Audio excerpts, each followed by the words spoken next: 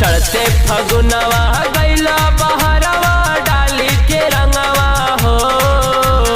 चढ़ते फगुनवा गैला बहरवा डाली के रंगवा हो। तब बोला कैसे बीती फगुनवा घरवा लागी न मनवा हो। तब बोला कैसे बीती फगुनवा घरवा लागी न मनवा हो।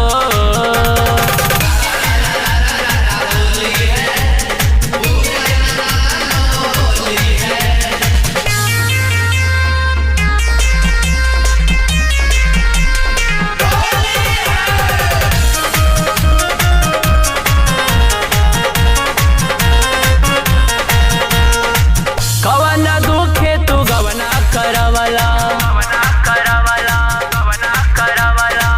होली के दिन जब बिरहन बनवला। कवना दुखे तू गवना करवला होली के दिन जब बिरहन बनवला। की सासत में अब की डाली के छोड़बा काए सजनवा हो।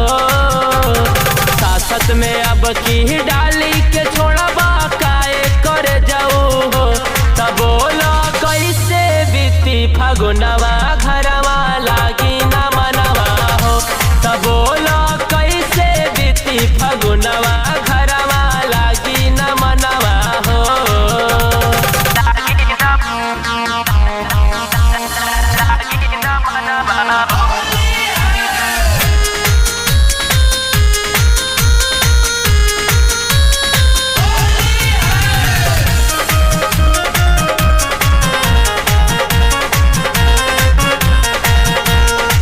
नैहर के याद आई लागी नदिया बुझे नी दुख नहीं रमेश पिया।